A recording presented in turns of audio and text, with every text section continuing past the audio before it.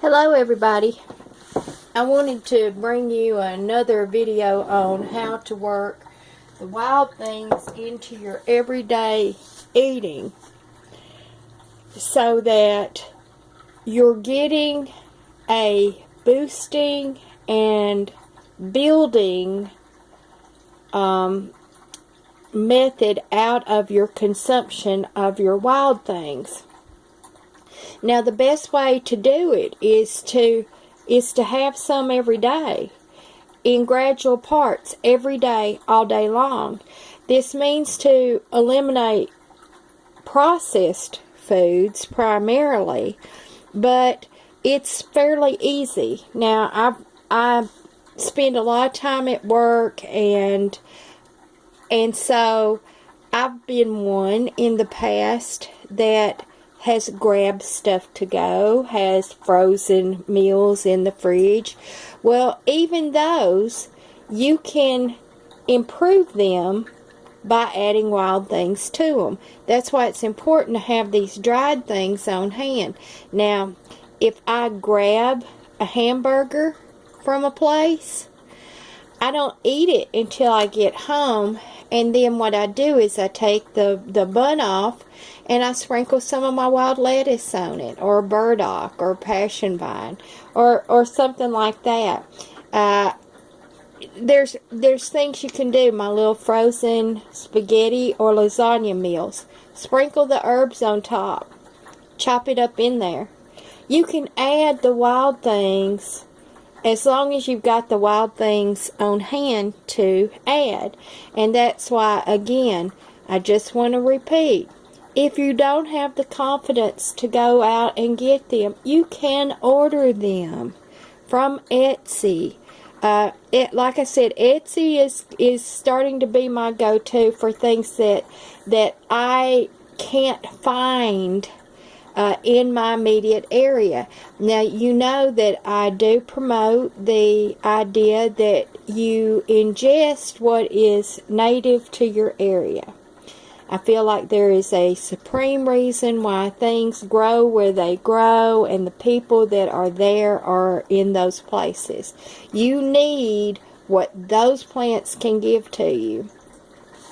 But so I wanted to say, if you've got them on hand. So today's meal, and I've actually been doing this all week long. I started on Monday. We had some cold and snow and rain and drizzly gray and down into the 20s, and then it's back up into the 60s today with sunshine. But so this is going to be my starting to do for next week. What I have is, this is about a half a head of cabbage in here. Now, cabbage has amazing benefits to it, nutritionally and on a phytochemical level. It does amazing things itself. So then I've got my jalapenos all put in here as well. I've got a whole white onion chopped up in here. Onions have quercetin in them, which is an antibiotic. So does garlic. I'll be putting some garlic in here as well. Now, here's where you can add to it, and it won't change the flavor very much, but this is where I'm going to put, once I start getting it stirred up together, a teaspoon of burdock, a half a teaspoon of my lion's mane mushroom. Now, I don't care for sage, the garden sage. It's just something bad I don't like. I don't like very much of it at all. But I will take a couple of little pinches of leaves and scatter that on there for the healing benefits. Then I've got my lemongrass. I will chop some of this up and put in there. And there's my passion vine.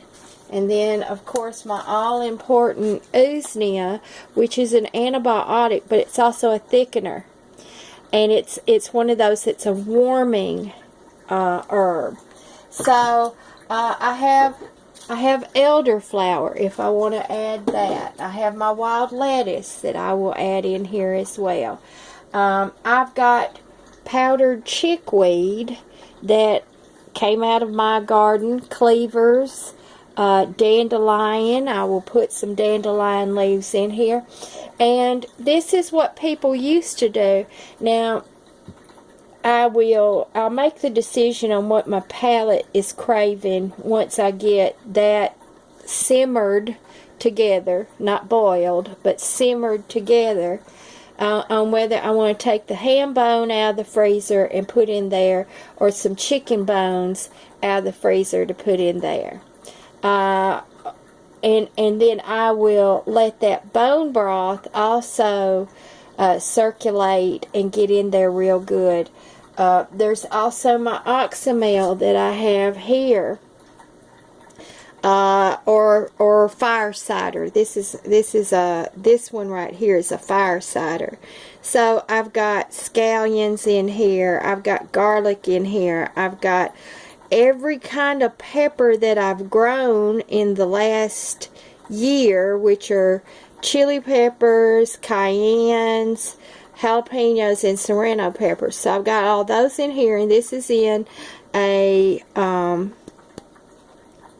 then there's onions in here. This is in a red wine vinegar with the mother. I've got my grape tomatoes in here. So the nutrition from the tomatoes are in here as well.